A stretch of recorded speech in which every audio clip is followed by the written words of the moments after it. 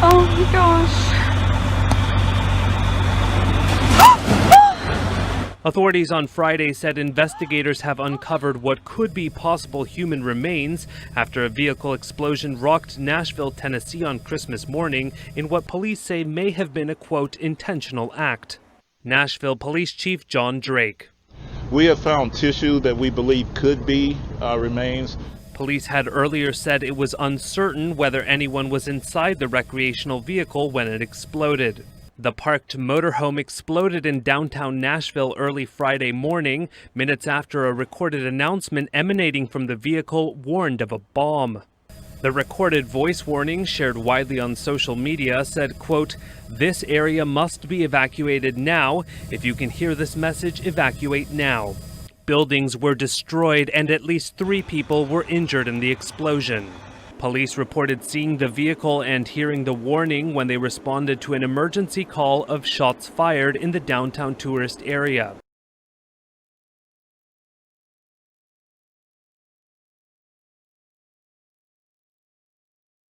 Now, there is a new twist in the Kremlin critic Alexei Navalny's poisoning case. Navalny's ally, Lyubov Sobol's home was raided by the Russian police. She was then taken in for questioning.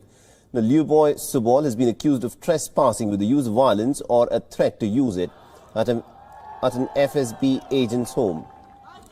On Monday, Kremlin critic Alexei Navalny claimed that he had impersonated a Kremlin Security Council official.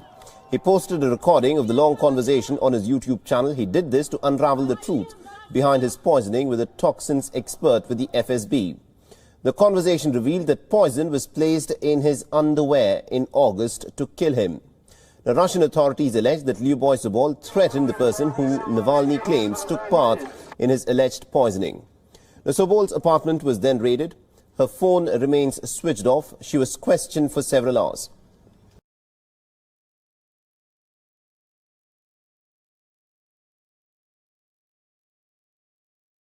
Killers of US journalist Daniel Pearl, that is Omar Saeed Sheikh, and others are likely not to be released today. The Sindh High Court had ordered the release of British-born Al-Qaeda leader and his 3 aides this week. But Pakistan government is now exercising cautious lawful delay in the release of the high-profile terrorists. The orders are to be verified by jail staff in person and then the High Court, which closes at 3 p.m. today. In case of non-verification, the matter will be delayed until Monday. The Pakistan government is likely to seek legal opinion on the verdict. According to government officials, Sindh government will also file a review appeal on Monday. Daniel Pearl, the 38-year-old South Asia bureau chief for the Wall Street Journal, was kidnapped and beheaded while he was in Pakistan. Pearl was investigating Islamist militants in Karachi after the 9/11 attacks when he was kidnapped back in January 2002. Daniel Pearl's case grabbed headlines globally after a video of his beheading emerged weeks after he was abducted.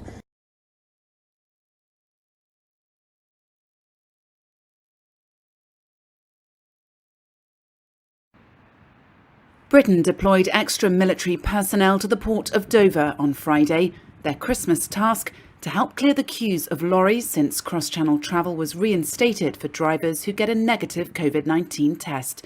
Ferry services between Dover and the French port of Calais restarted on Thursday. That after several days of a blockade imposed by France when a new coronavirus variant was discovered in England. Traffic was moving only slowly through the port on Friday, a public holiday. Most trucks were still parked further up the motorway as drivers spent Christmas Day waiting to take tests before being allowed to board the ferries. An additional 800 British troops have now been sent to the port, as well as the 300 already there, British media reported. The French and British governments agreed to end the blockade late on Tuesday, but the long lines of trucks are expected to take days to clear.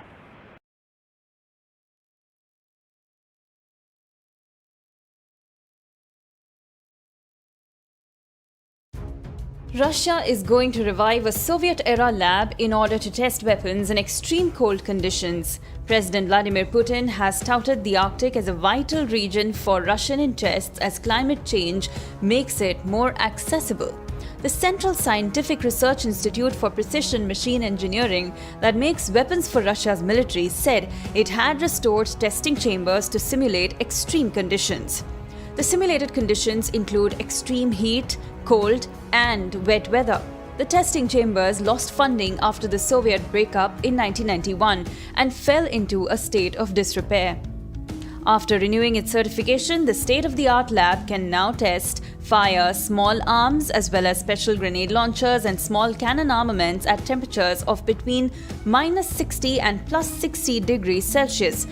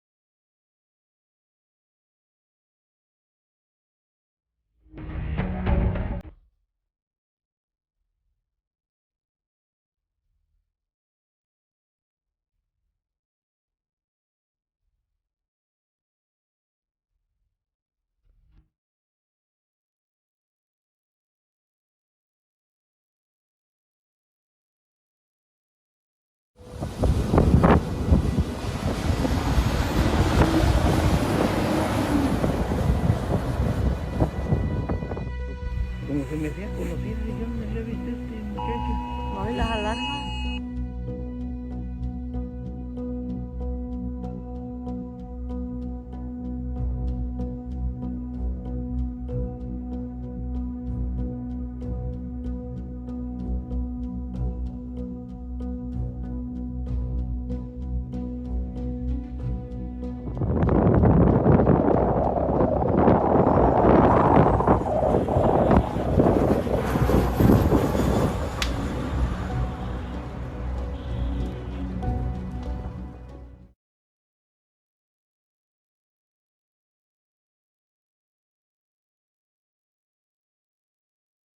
South Korea has announced it will toughen screening procedures for arrivals from South Africa, where a new variant of COVID-19 was recently found.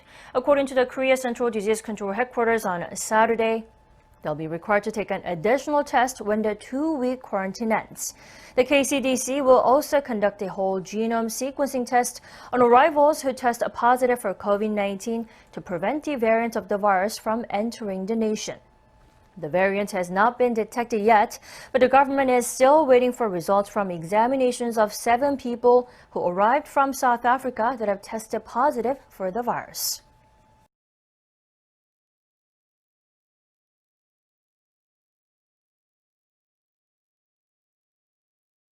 The second prototype of a Taiwan-developed advanced jet trainer, the Brave Eagle, took off for its maiden test flight in Taichung Friday morning. The successful test mission represents another milestone in the government's plans to develop Taiwan's aerospace production capabilities. The Ministry of National Defense hopes these domestically produced aircraft will eventually replace all of Taiwan's aging F-5 jet fighters. The advanced jet trainer prototype soars into the sky for a 15-minute test flight. It completed its mission without a hitch. The Ministry of National Defense is pushing for indigenous aircraft production. Its plans are for Brave Eagles to be produced in small quantities in late 2021, with mass production starting March 2023.